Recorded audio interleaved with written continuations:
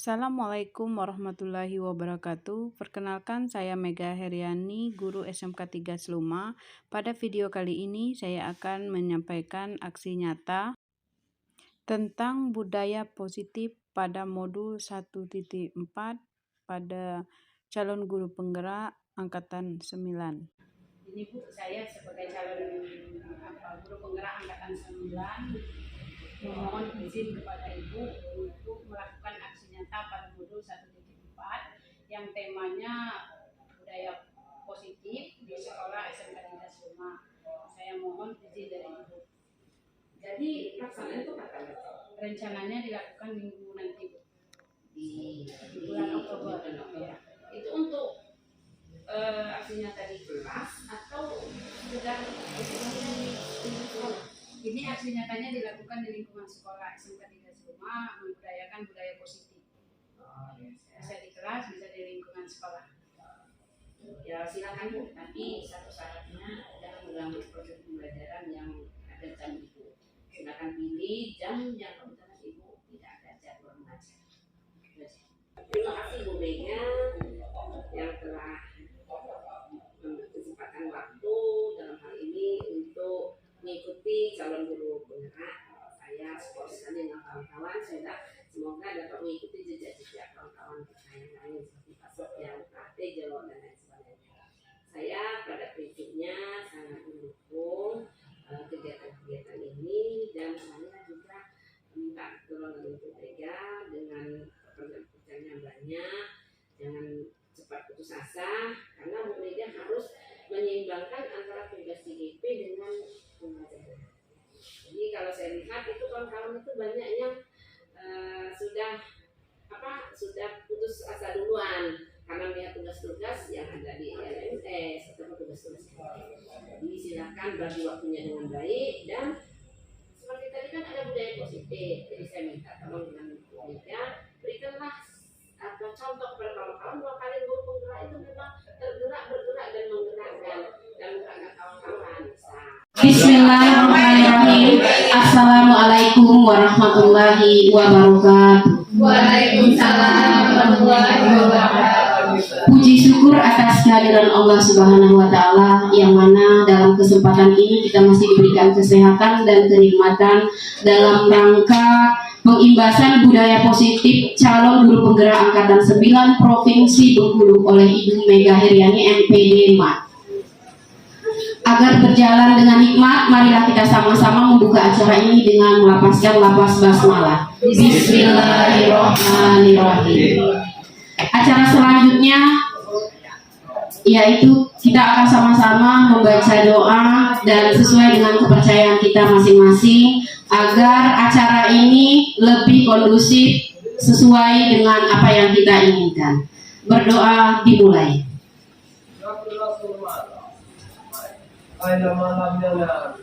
Berdoa selesai. Baik, kepada Ibu Mega Heriani MPD MAT yang akan menyampaikan pemaparan mengenai budaya positif calon guru penggerak angkatan ke-9, kami silakan. Terima kasih. Assalamualaikum warahmatullahi wabarakatuh. Waalaikumsalam warahmatullahi wabarakatuh. Terima kasih saya ucapkan kepada Ibu Moderator sebetulnya telah membuka acara pembahasan budaya positif pada modul 1.4. Dan di sini saya tidak henti-hentinya mengucapkan terima kasih kepada rekan sejawat yang bersedia hadir di kesempatan ini. Dan tidak pula henti-hentinya saya mengucapkan syukur kepada Allah Subhanahu wa Ta'ala yang mana telah memberikan kita kesehatan dan keceriaan pada hari ini. Dan kita panjatkan juga kepada Nabi Muhammad SAW yang telah menuntun kita dari alam kegelapan menuju alam terang benderang. Sebelum pemaparan ini saya mulai, alangkah baiknya kita briefing terlebih dahulu untuk memakai konsentrasi kita mendengarkan pemaparan saya nanti. Oke, teman-teman, boleh dipersilakan berdiri terlebih dahulu. Oke, kita mulai speakingnya dengan instruksi tepuk pagi, hore, tepuk siang, semangat, tepuk sore, semangat, tetap semangat, tepuk malam, istirahat dulu. Oke, kita mulai. Tepuk pagi, Hore, tepuk siang, semangat, tepuk sore, tetap semangat, tepuk malam, istirahat, tepuk pagi, tepuk siang, semangat, tepuk pagi. semangat, hore. Oke, terima kasih. Sebaiknya mudah-mudahan kita lebih semangat. Baiklah, di sini saya akan memaparkan budaya positif. Nanti kita bisa membahas sama-sama yang belum paham. Sebelumnya di sini apa itu budaya positif? Adakah rekan-rekan semua yang pernah mendengar apa itu budaya positif? Oke, di sini untuk mengetahui apa itu budaya positif, saya akan menjabarkan terlebih dahulu eksplorasi konsep. Yang pertama nanti perubahan paradigma, stimulus, respon, lawan, teori kontrol. Yang kedua, arti disiplin dan motivasi perilaku manusia. Yang ketiga, keyakinan kelas, hukuman, penghargaan. Yang keempat, 5 kebutuhan dasar manusia. Dan 5 posisi kontrol. Terakhir, segitiga restitusi. Di sini nanti akan saya paparkan satu demi satu. Baiklah, kita yang untuk pertama itu perubahan paradigma. Nah, bila kita ingin membuat kemajuan perlahan, ubahlah sikap atau perilaku kita. Namun, bila kita ingin memperbaiki cara-cara utama kita, maka kita perlu mengubah kerangka acuan kita. Ubahlah bagaimana kita melibatkan dunia, bagaimana kita berpikir tentang manusia. Ubahlah paradigma kita, skema pemahaman dan penjelasan aspek-aspek tertentu tentang realitas. Terus respon tentang dunia dengan teori kontrol tentang dunia. Misalnya, realitas atau kebutuhan kita sama. Nah, teori kontrol tentang dunianya, realitas kebutuhan kita berbeda. Berikut, semua orang memiliki hal yang sama, tetapi setiap orang memiliki gambaran berbeda. Kita mencoba mengubah orang agar berpandangan sama dengan kita. Nah, teori kontrol tentang dunianya, kita berusaha memahami pemandangan orang lain tentang dunia. Perilaku buruk dilihat sebagai suatu kesalahan. Teori kontrolnya, semua perilaku memiliki tujuan. Orang lain bisa kontrol saya. Teori kontrolnya hanya Anda yang bisa mengontrol diri kita. Saya bisa mengontrol orang lain. Teori kontrolnya Anda tidak bisa mengontrol orang lain. Nah, pemahaman berikutnya, pemaksaan ada pada saat bujukan gagal. Nah, ada ini teori kontrolnya? Kolaborasi dan konsensus menciptakan pilihan-pilihan baru. Nah, disinilah kita bisa melihat stimulus, respon, lawan, teori kontrol. Jadi kita bisa melihat pandangan tentang dunia kita. Yang kedua, arti disiplin dan 3 motivasi perilaku manusia. Sebelum saya melanjutkannya, bagaimana cara membuat murid disiplin? Mungkin kita sebagai guru sudah berusaha gimana membuat murid kita itu bisa bersikap disiplin. Ada yang bisa menjelaskan bagaimana cara membuat murid disiplin? Ibu Seli? Oke. Kalau menurut saya, kalau untuk membuat murid disiplin itu kita harus mengingatkan anak itu secara terus-menerus ketika mereka melakukan kesalahan, cukup kita nasihati, tunjukkan mana yang benar, mana yang salah. Oke, intinya terlebih dahulu kita memberikan contoh. Oke, terima kasih Bu Seli. Yang berikutnya, siapa yang bisa mendisiplinkan murid? Kira-kira siapa yang bisa mendisiplinkan murid? Siapa? Oke, kalau Ibu Aning, kira-kira siapa yang bisa mendisiplinkan murid? murid itu sendiri. Jadi dengan adanya kesadaran, maka murid tersebut akan menumbuhkan rasa disiplin. Oke, terima kasih Ibu Aning. Dari pernyataan Ibu Aning tadi kita bisa menjawab langsung pertanyaan yang ketiga. Apakah guru yang bisa mendisiplinkan murid? Bisa. Kalau belum dari hati datangnya dari hati murid itu sendiri, mungkin guru hanya bisa mengarahkan ya, atau kepala sekolah bisa, orang tua bisa. Atau murid itu sendiri? Bisa. Jadi yang bisa mendisiplinkan diri sendiri itu lingkungannya dan dirinya sendiri.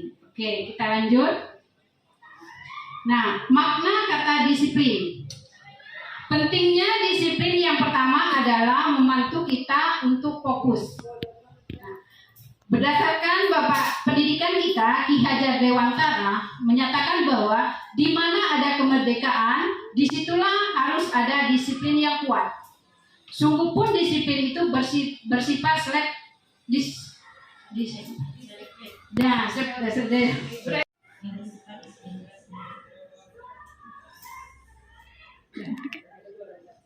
Sungguh pun disiplin itu bersifat disiplin dari diri sendiri yang mewajibkan berusaha sekeras-kerasnya, tetapi itu sama saja. Sebab jikalau tidak cakap melakukan disiplin diri sendiri, wajiblah penguasaan lain mendisiplinkan diri kita sendiri. Di sini diatur dalam buku Ki Hajar Dewantara yang berjudul Pemikiran, Konsepsi, Keteladanan, Sikap Merdeka yang dicetak pada cetakan tahun 2013 halaman 470. Jadi kesimpulan dari Bapak Ki Hajar Dewantara, merdeka itu artinya tidak hanya terlepas dari perintah, akan tetapi juga cakap buat memerintah diri sendiri. Motivasi perilaku manusia. Di sini biasanya orang memotivasi perilakunya untuk menghindari hukuman atau ketidaknyamanan akan bertanya, apa yang akan terjadi apabila saya tidak melakukan? Ini untuk memotivasi perilaku manusia menghindari ketidaknyamanan. Sebenarnya mereka sedang menghindari permasalahan yang mungkin muncul dan berpengaruh pada mereka secara psikologi maupun tidak terpenuhnya kebutuhan mereka. Nah, berikutnya untuk mendapatkan imbalan dan penghargaan dari orang lain. Nah, satu tingkat di atas motivasi yang pertama. Di sini orang berperilaku mendapatkan imbalan atau penghargaan dari orang lain. Orang dengan motivasi ini akan bertanya, apa yang akan saya dapatkan apabila saya melakukannya?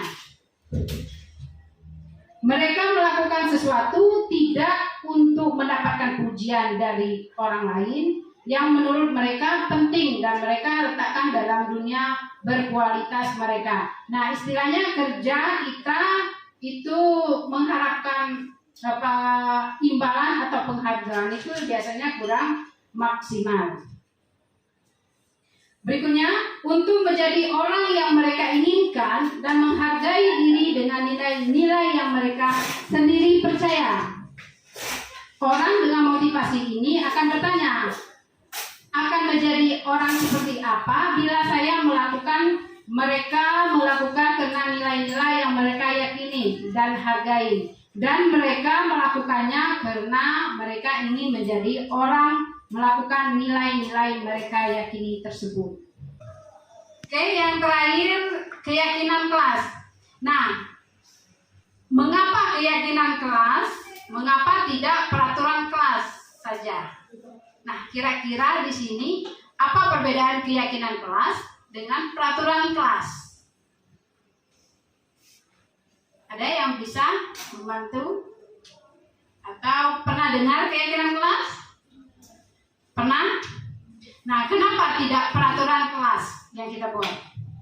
Kalau menurut saya, untuk peraturan itu dia lebih bersifat mengikat dan apabila tidak dilakukan itu ada hukumannya. Sedangkan kalau keyakinan kelas itu biasanya dibuatnya berdasarkan kesepakatan kelas itu sendiri, dan apabila itu dilanggar, itu bukan berupa hukuman tapi ada konsekuensinya. Demikian menurut saya. Terima kasih. Assalamualaikum warahmatullahi wabarakatuh. Oke, terima kasih Ibu Seri atas pendapatnya. Yang berikutnya, mengapa adanya keyakinan kelas penting untuk terbentuknya sebuah budaya positif? Kira-kira kenapa keyakinan kelas itu penting? Siapa yang kira-kira? Ibu Ani? Kenapa keyakinan kelas itu penting untuk menggerakkan budaya positif? Penting karena untuk mencapai suatu kesepakatan kelas sehingga kondisi kelas berjalan kondusif. Mungkin itu. Terima kasih. Ibu Ani telah mengemukakan pendapatnya. Yang berikutnya, mengapa mewujudkan sebuah keyakinan yang efektif, kelas yang efektif? Bagaimana mewujudkan sebuah keyakinan kelas yang efektif? Kira-kira saya minta pendapat dari yang laki-laki dulu, perempuan sudah. Ya, ini Bapak Sofian. Perkenalkan, nama saya Sofian Hadi, saya guru otomotif. Saya izin menjawab pertanyaan dari Ibu Mega tentang bagaimana mewujudkan sebuah keyakinan kelas yang efektif. Menurut saya yang pertama, untuk mewujudkan keyakinan kelas yang efektif itu pertama memang melibatkan siswa dalam pembentukan atau dalam membuat keyakinan kelas. Ya, jadi agar siswa menyadari bahwa yang mereka buat itu adalah hasil kesepakatan mereka. Yang kedua, kata-kata atau yang dihasilkan itu tidak terlalu panjang, gampang diingat seperti itu, dan tidak terlalu banyak. Ya, mungkin itu saja yang bisa saya sampaikan. Terima kasih. Wassalamualaikum warahmatullahi wabarakatuh. Saya kembalikan ke Ibu Mega. Ya, terima kasih atas pendapatnya tadi. Kita lanjutkan ke berikutnya.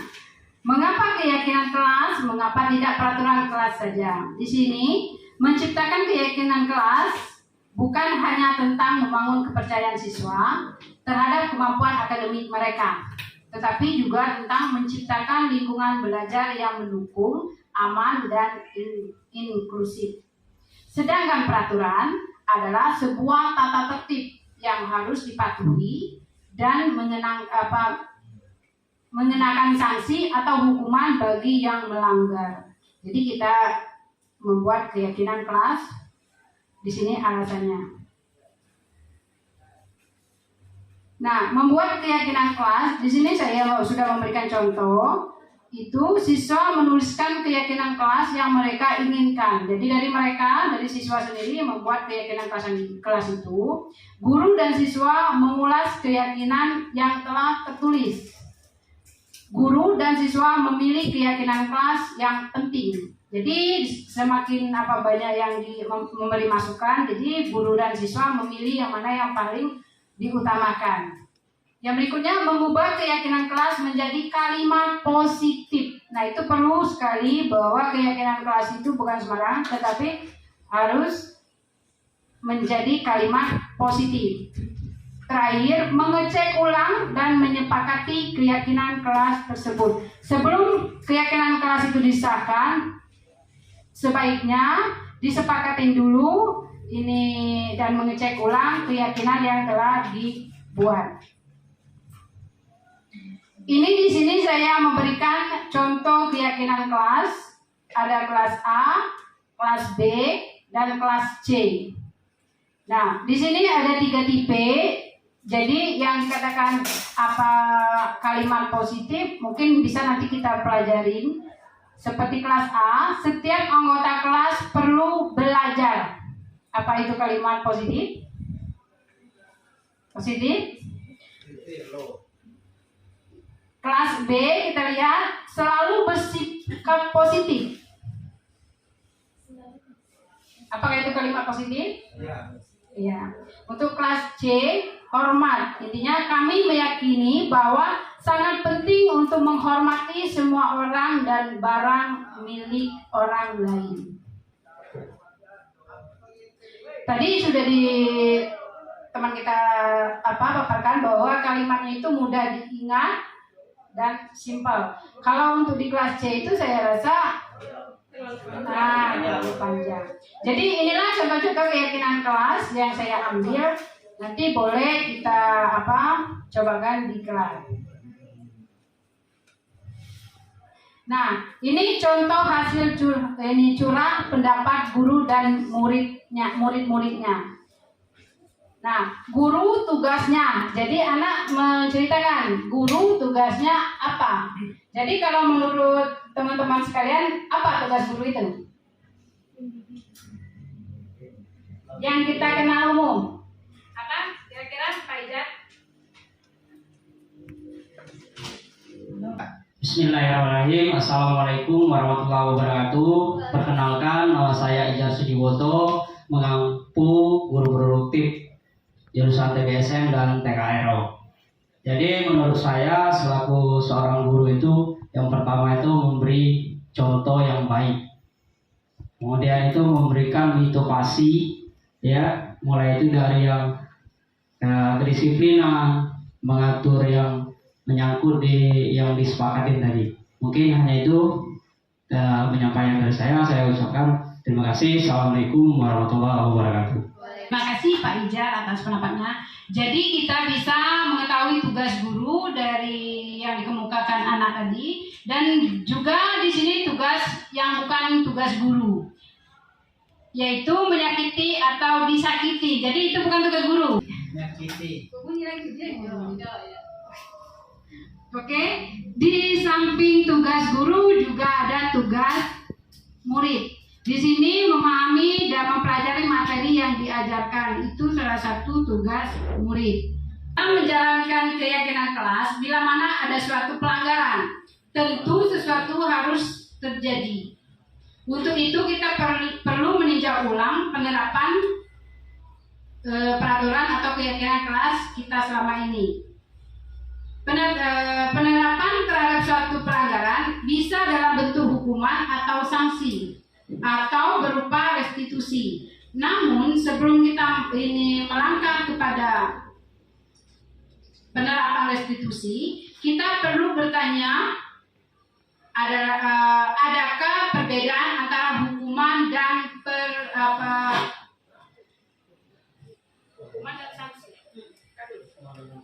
Kita perlu bertanya, apakah perbedaan antara hukuman dan sanksi? Nah, kira-kira selama ini kita itu sudah melakukan hukuman atau sanksi. Nah, apa perbedaan kira-kira hukuman dan sanksi itu? Dan yang mana yang kira-kira yang bagus kita lakukan?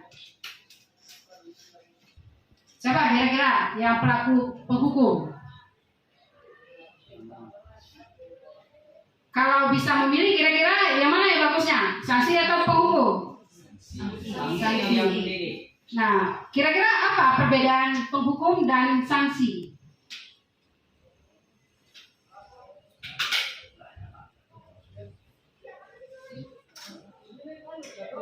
Oke? Sanksi. Kalau hukuman itu kadang-kadang membuat anak merasa dendam, dan hukuman itu biasanya sepihak, jadi dulu yang menentukan. Nah, itu menimbulkan trauma ya dalam hukuman itu, dan tidak memberikan pembelajaran. Sedangkan sanksi itu adalah hal yang sudah diketahui oleh murid dan itu sebagai pembelajaran sebenarnya bagi dia. Dia menyadari bahwa apa yang sudah dia lakukan itu adalah salah. Itu saja mungkin. Terima kasih. Oke, terima kasih Pak Sofian sudah memberi pemahaman tentang sanksi dan hukuman. Ya, saya kembali menyimpulkan, hukuman itu bukan dia menjadikan anak itu berubah, tapi dia akan mengakibatkan mental atau psikologi yang mengakibatkan dia berakhir ke berontak. Intinya anak itu belum tentu dia mau dilakukan hukuman yang berupa fisik. Biasanya hukuman itu berupa fisik. Sedangkan sanksi itu pelanggaran keyakinan yang telah kita buat di dalam kelas. Nah, di sini kita bisa identitas gagal. Jadi hukuman disiplin. Jadi bisa kita lihat di sini sudah harus terjadi. Nah, ini sanksi atau konsekuensi. Kalau hukuman sesuatu yang menyakitin harus terjadi. Sedangkan restitusi merupakan pilihan. Jadi tadi sudah kita bicarakan ada hukuman, sanksi, dan restitusi. Nah, saya ambil contoh lagi. Kalau hukuman, korban mendapat keadilan. Kalau sanksi, korban bisa diabaikan. Dan restitusi, korban mendapat ganti. Jadi di sini adalah identitas berhasil atau suksesnya berupa hukuman, yang dijatuhkan disiplin itu sanksi dan restitusi. Nah, ada yang kita dengar tadi kalimat negatif dan netral dan positif. Jadi di sini sudah diberikan beberapa contoh yang bisa kita pelajarin. Contoh yang negatif, awas kalau dilakukan lagi ya, nanti awas kamu. Bisa dikalimatkan berhubungan dengan nilai. Atau awas tidak boleh masuk di jam saya. Itu merupakan kalimat negatif. Kalau netral, lakukanlah apa yang saya katakan. Itu yang netral. Kalau positif, apakah hal ini yang sesungguhnya ingin kamu lakukan? Itu yang kalimat positifnya.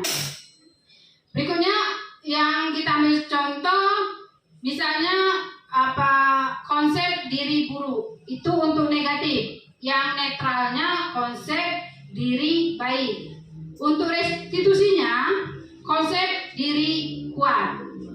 Jadi di sini ada beberapa contoh negatif, netral, dan positif. Banyak lagi yang bisa kita ambil. Nah, apakah tindakan tersebut berupa sebuah hukuman atau sanksi? Nah, ada 4 pertanyaan.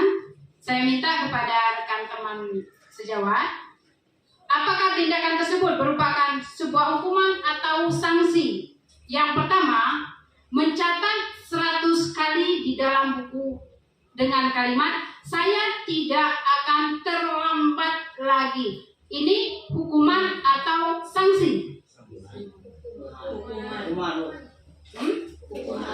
Hukuman. Kenapa bisa kita katakan ini hukuman? Tadi sudah kita bicarakan, hukuman itu melakukan. Oke, kita cermatin.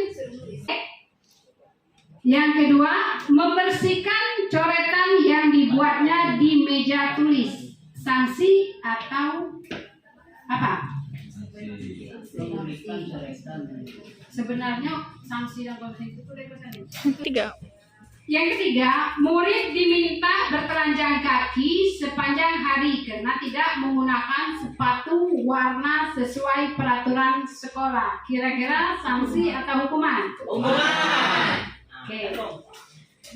Terakhir, berdiri di depan kelas sambil mengangkat kaki 1 karena tidak menjawab pertanyaan. Kira-kira sanksi atau hukuman? Hukuman. Kira-kira teman-teman masih melakukan hal itu di kelas? Iya. Alhamdulillah, mudah-mudahan tidak ada lagi. Nah, di sini dilanjutkan selanjutnya juga mengemukakan beberapa alasan mengapa penghargaan justru sama seperti penghukum seseorang. Nah, kadang sebelumnya kita berpikir memberikan penghargaan kepada siswa itu merupakan suatu motivasi atau reward kepada siswa. Ternyata menurut KON itu merupakan hukuman atau menghukum. Di sini kita lihat pengaruh jangka pendek dan jangka panjang memberikan penghargaan kepada murid. Yang pertama, penghargaan berlaku untuk mendapatkan seseorang melakukan sesuatu dalam jangka waktu pendek. Yang kedua, Jika kita menggunakan penghargaan lagi dan lagi, maka orang tersebut akan bergantung pada penghargaan yang kita berikan. Yang ketiga, jika kita mendapatkan penghargaan untuk melakukan sesuatu yang baik, maka selain kita senantiasa berharap mendapatkan penghargaan tersebut lagi, kita pun menjadi tidak menyadari tindakan baik yang kita lakukan itu keliru. Penghargaan tidak efektif. Nah, sini saya ambil contoh, jika saya mengharapkan suatu penghargaan dan tidak mendapatkannya, maka saya akan kecewa dan berkecil hati. Karena anak tergantung dengan penghargaan. Jika suatu saat tidak mendapatkan itu, maka mereka merasa kecewa. Berikutnya, penghargaan merusak hubungan. Kenapa? Ketika seorang diberi penghargaan atau dipuji di depan orang banyak, maka yang lain akan merasa iri dan sebagai berbagi dari orang lain. Jika seseorang guru sering memberikan penghargaan kepada muridnya, besar kemungkinan muridnya akan besar kepala atau merasa dia itu diagungkan. Nah, yang bagian keempat, kebutuhan dasar manusia. Ini kita lihat dari pendapat hierarki kebutuhan Maslow. Pertama, kebutuhan psikologi. Kedua, kebutuhan akan rasa aman. Kebutuhan akan rasa memiliki dan kasih sayang. Keempat, kebutuhan akan penghargaan. Kebutuhan akan aktualisasi diri. Di sini saya akan memaparkan satu persatu kebutuhan dasar manusia. Yang pertama, kebutuhan psikologi.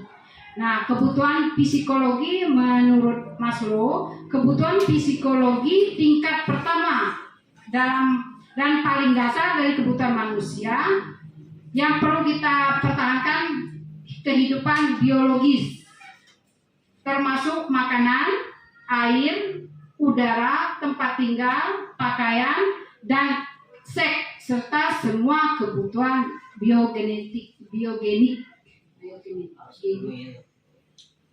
Contohnya, kebutuhan ini kebutuhan primer seperti makanan, minuman, pakaian. Jadi itu kebutuhan dasar manusia.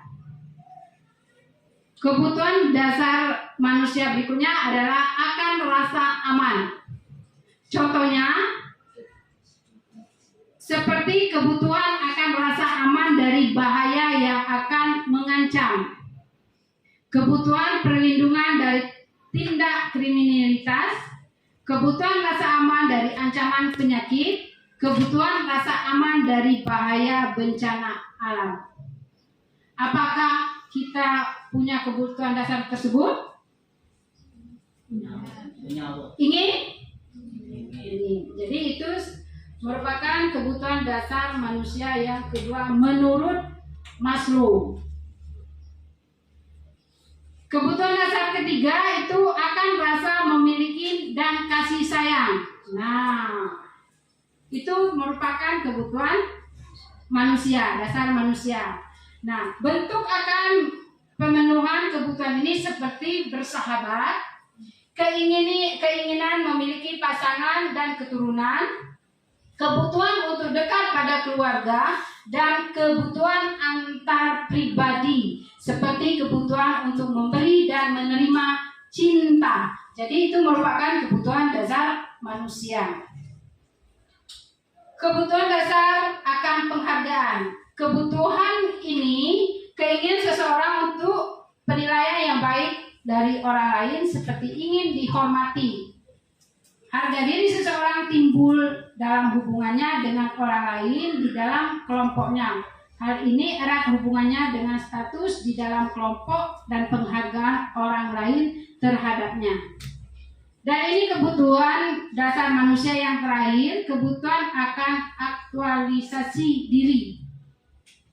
Pada tahap ini, seseorang mengembangkan semaksimal mungkin segala potensi yang dimiliki. Kebutuhan aktualisasi diri adalah kebutuhan yang tidak melibatkan keseimbangan, tetapi melibatkan keinginan yang terus-menerus untuk memenuhi potensi. Contohnya, mudah menemukan pemecahan dari suatu masalah. Itu salah satu contoh kebutuhan ini dasar manusia yang terakhir. Poin kelima atau bagian kelima, posisi kontrol. Ini juga dimiliki oleh manusia 5 posisi kontrol. Menurut Dr. William Glasser Hosen berkesimpulan ada 5 posisi kontrol manusia. Yang pertama, penghukum. Kedua, pembuat rasa bersalah, teman, pemantau, dan manajer. Nah, kira-kira sebelum saya paparkan lebih lanjut, nah di antara posisi kontrol ini kira-kira yang pernah Bapak Ibu lakukan, apakah posisi sebagai penghukum terhadap murid-muridnya? Pernah. Pembuat rasa bersalah? Pernah. Sebagai teman? Pernah. Pemantau atau pengawas? Kalau sebagai manajer? Itu yang sering. Iya juga. Nah, untuk lebih meyakinkan diri kita, baiklah kita lihat sama-sama posisi kontrol penghukum. Nah, guru yang berperan sebagai penghukum akan menggunakan hukuman untuk mengontrol perilaku murid. Hukuman yang diberikan dapat berupa hukuman fisik maupun verbal. Jadi kalau sekarang fisik tidak berlaku lagi ya, lapor polisi. Ya. Nah, ini contoh hukuman fisik. Guru memukul murid yang tidak mengerjakan tugas.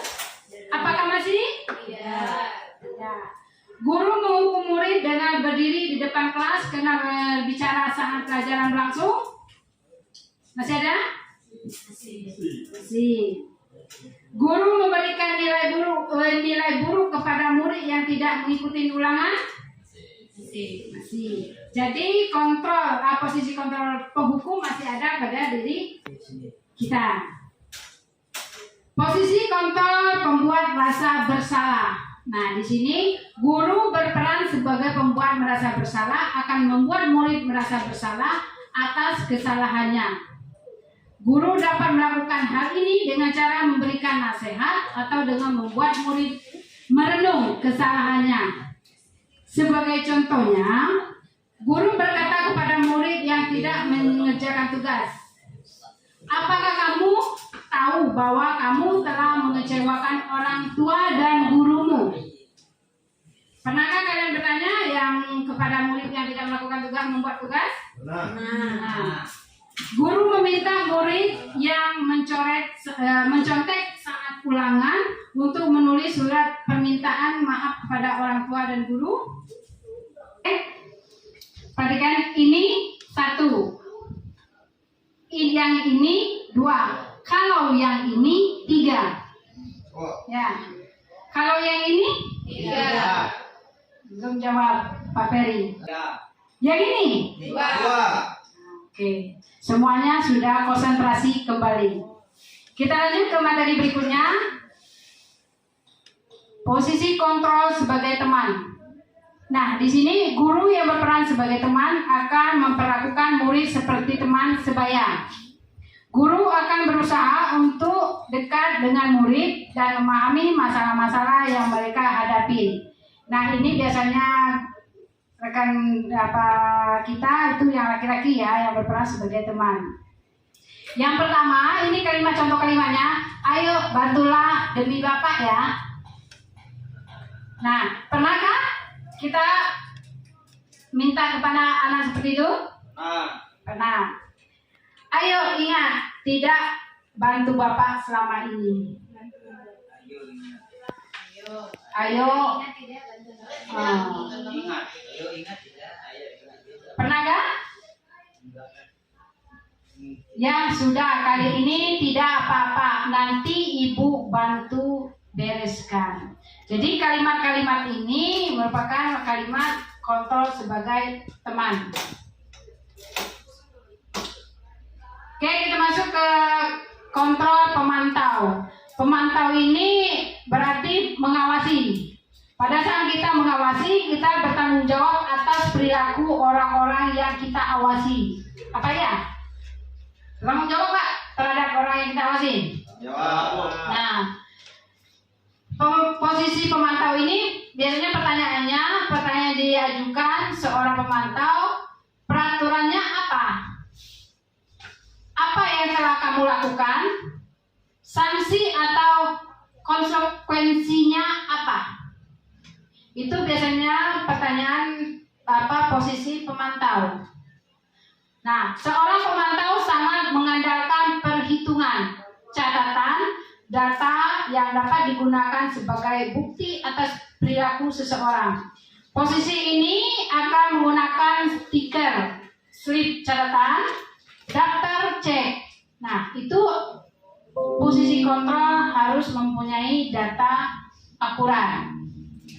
Terakhir, posisi kontrol, manajer. Nah, kira-kira inilah posisi yang diharapkan seorang guru. Nah, posisi terakhir yaitu manajer, posisi di mana guru berbuat sesuatu bersamaan dengan murid. Mempersilahkan murid mempertanggungjawabkan perilaku, mendukung murid agar dapat menemukan solusi atas permasalahannya sendiri. Nah, seorang manajer telah memiliki keterampilan di posisi teman maupun pemantau, dan dengan demikian bisa jadi di waktu-waktu tertentu kembali kepada kedua posisi tersebut bila diperlukan. Jadi tidak berkemungkinan bahwa setiap posisi kontrol itu ada 5, dari penghukum sampai ke manajer itu bisa jadi berubah. Dari manajer bisa berkembali ke posisi sebelumnya sesuai dengan kebutuhan. Kalimat biasanya sebagai manajer seperti ini contohnya, apa yang kita yakini? Otomatis kita kembalikan ke keyakinan kelas. Apakah kamu meyakininya? Jika kamu meyakininya, apakah kamu bersedia memperbaikinya? Jika kamu memperbaiki ini, hal ini menunjukkan apa tentang dirimu? Nah, kalimat-kalimat itu adalah posisi kontrol sebagai manajer. Nah, terakhir budaya positif itu tentang segitiga restitusi. Apa itu segitiga restitusi? Di sini saya akan menjelaskan. Segitiga restitusi merupakan proses untuk menciptakan kondisi bagi murid untuk memperbaiki kesalahan mereka, sehingga mereka bisa kembali pada kelompok mereka dengan karakter yang lebih kuat. Jadi tidak mengakibatkan anak itu trauma atau berpikir yang lebih parah lagi, melakukan kesalahan. Nah, di sini ada 3 langkah kita melakukan restitusi yang biasanya dikenal dengan segitiga restitusi. Yang pertama, menstabilkan identitas merupakan dasar dari segitiga restitusi. Bagian dasarnya yang bertujuan mengubah identitas bersalah dari orang gagal menjadi orang sukses. Langkah berikutnya, validasi tindakan. Memahami kebutuhan dasar yang mendasari tindakan anak berbuat kesalahan.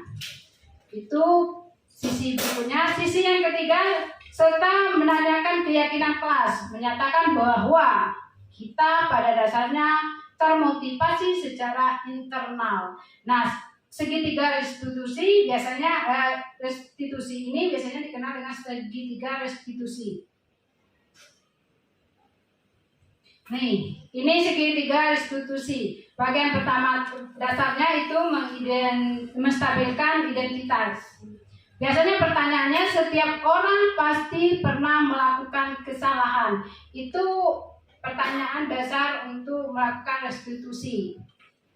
Kamu bukan satu-satunya yang pelaku kesalahan, atau setiap manusia tidak pernah tidak bersalah.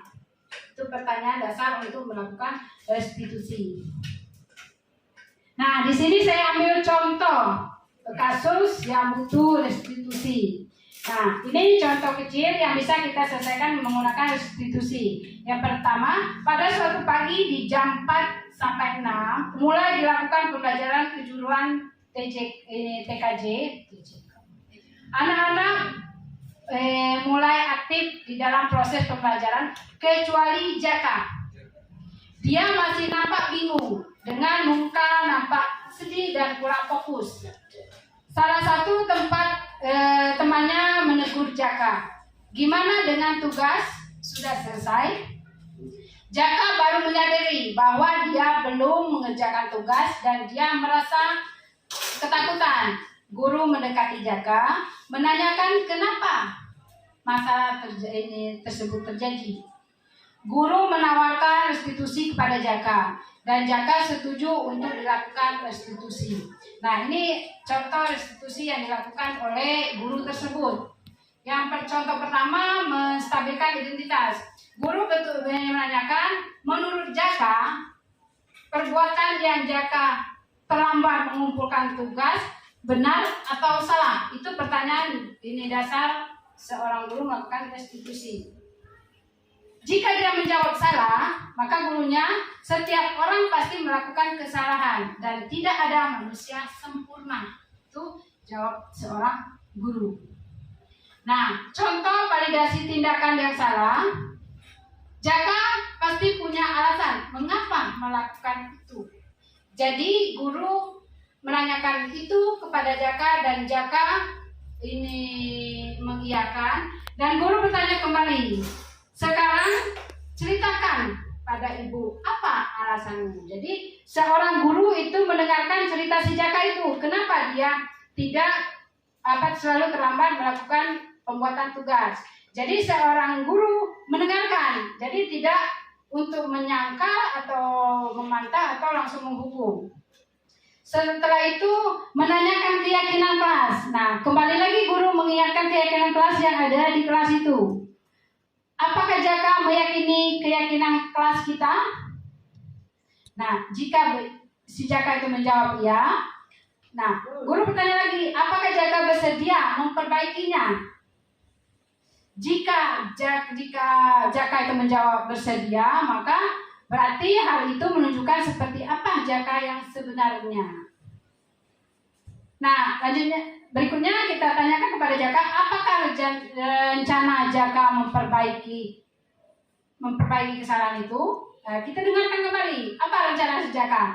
Apakah dia, misalnya dia bercerita tadi alasannya dia terlambat membuat tugas, mungkin kurang konsentrasi, kena kurang tidur atau apa. Nah, kita dengarkan juga apa rencana perbaikan Jaka. Apa dia bisa mengatur waktu atau gimana.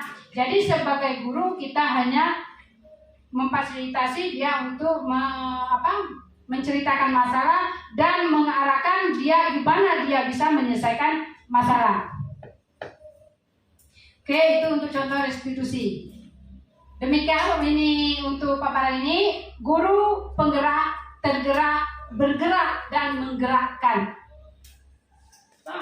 Dari pemaparan saya tadi mungkin lebih banyak kekurangannya daripada kelebihannya. Di kesempatan ini saya kasih waktu kita untuk berdiskusi, untuk memberikan masukan atau pertanyaan kepada saya untuk perbaikan karya-karya saya ke depannya. Terima kasih, saya kembalikan lagi ke moderator untuk memimpin sesi pertanyaan. Terima kasih. Baik, Bapak Ibu guru hebat yang ada di ruangan ini, tadi sudah dipaparkan oleh narasumber kita, Ibu Mega Heriani MPD Mat, selaku calon guru penggerak Angkatan 9 Provinsi Bengkulu, Kabupaten Seluma, di SMK Negeri 3 Seluma. Kita lanjutkan dengan sesi tanya jawab. Silakan kepada Bapak Ibu kami berikan waktu apabila masih ada pertanyaan atau yang perlu kita diskusikan mengenai budaya positif tadi demi kemajuan SMK kita bersama. Silakan. Silakan kepada Pak Sofian. Ada yang perlu ditanyakan dengan Ibu Mega Heriani? Oke, baik, terima kasih kepada Ibu Mega yang sudah luar biasa memaparkan budaya positifnya di sekolah. Mudah-mudahan ini menjadi motivasi kita semua dan kita mulai bergerak dan luar biasa. Nah, ada yang ingin saya tanyakan kepada Ibu Mega karena tadi saya mungkin kurang paham itu, Bu, ya. Bagian restitusi. Nah, kita tadi kan sudah dijelaskan ada yang namanya menstabilkan identitas, ada yang validasi tindakan, ada yang menanyakan keyakinan. Nah, saya ingin nanyakan bentuk dari validasi tindakan, contohnya seperti apa, saya, Bu? Terima kasih. Assalamualaikum warahmatullahi wabarakatuh. Baik, pertanyaan yang menarik sekali ya mengenai penyelesaian restitusi. Yang pada bagian ini akan ditanyakan oleh Pak Sofian tadi mengenai bagaimana tindakan validasi yang salah itu. Silakan Bu Mega. Terima kasih, pertanyaan yang sangat bagus dan mungkin kita tadi memang tidak sempat saya jelaskan apa itu yang validasi tindakan yang salah. Nah, dari kasus tadi yang Jaka tadi, jadi sebagai guru memvalidasi tindakan yang salah itu kita meminta kepada Jaka bahwa Jaka punya alasan tersendiri kenapa dia melakukan hal tersebut. Jadi sebagai guru kita memang benar-benar mendengarkan apa yang diceritakan si Jaka. Dan si Jaka berhak memberikan alasan kenapa dia terlambat. Karena setiap orang mempunyai alasan tersendiri. Nah, dengan alasan tersebut kita sebagai pendengar, jadi kita kembalikan dari cerita tersebut tadi kita kembalikan lagi bahwa si Jaka sudah bercerita kenapa dia terlambat mengumpulkan tugas dan kenapa dia tidak aktif dan konsentrasi belajar. Dengan alasan tersebut kita kembalikan lagi dengan langkah berikutnya, yaitu menanyakan keyakinan kelas.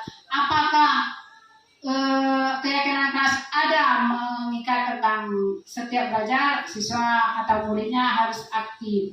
Di situ kalau pemaparan saya tadi atau jawaban saya, ada lagi pertanyaan dari Pak Sofian. Bahwa tadi dalam bentuk validasinya kita mendengarkan dulu apa keluhan dari siswa tersebut. Masih ada pertanyaan dari Bapak Ibu? Baik, kalau tidak ada berarti acara kita akan kita tutup. Sebelumnya saya selaku moderator akan menyimpulkan kembali apa yang sudah disampaikan oleh Ibu Mega Heriani tadi selaku calon guru penggerak angkatan 9 Provinsi Bengkulu Kabupaten Suluma. Tentunya budaya positif itu apa? Budaya positif itu merupakan nilai-nilai keyakinan, bagaimana kebiasaan yang ada, kebiasaan yang terjadi di lingkungan sekolah kita, kemudian yang berpihak tentunya kepada murid. Jadi nilai positif itu akan kita berikan kepada siswa kita dan mereka pun akan bertanggung jawab atas budaya positif yang akan dikembangkan menjadi pribadi yang lebih baik lagi. Selanjutnya, adapun tujuan membangun budaya positif itu adalah menumbuhkan karakter siswa. Jadi kita tumbuhkan karakter siswa melalui budaya positif. Mudah-mudahan dengan adanya pemaparan dari Bu Mega Heriani MPD Mat tadi, Bapak Ibu guru yang ada di sini dapat mengimbaskan kepada anak-anak kita yang ada di sekolah ini, sehingga sekolah kita menjadi sekolah yang maju, yang berakhlak mulia, sesuai dengan apa yang disampaikan oleh calon guru penggerak kita tadi. Mungkin itu saja yang dapat saya sampaikan. Mohon maaf apa ada kekeliruan selama kegiatan berlangsung. Sesuai dengan motonya bahwa calon guru penggerak itu apa? Bergerak, menggerakkan, dan bergerak dan menggerakkan. Boleh sekali lagi sama-sama kita sesuaikan dengan moto calon guru penggerak itu. Saya pandu 1, 2, 3. Tergerak, bergerak, dan menggerakkan. Sukses buat kita semua. Terima kasih. Assalamualaikum warahmatullahi wabarakatuh. Waalaikumsalam. Oke, kita sudah sepakat untuk hari ini untuk menyusun keyakinan kelas. Sebelumnya sudah dijelaskan tata tertibnya.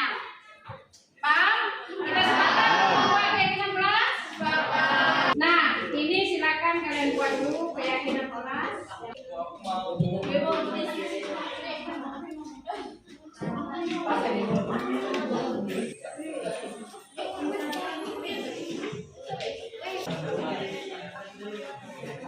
Berisik kan? Aku Yun. Ya. Yun aku Yun.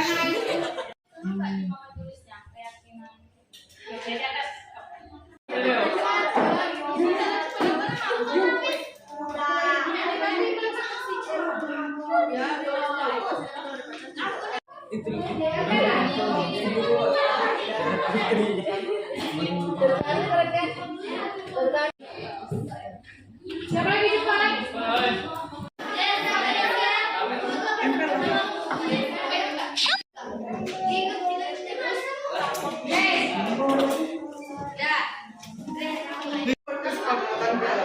Sudah ada yang melanggar.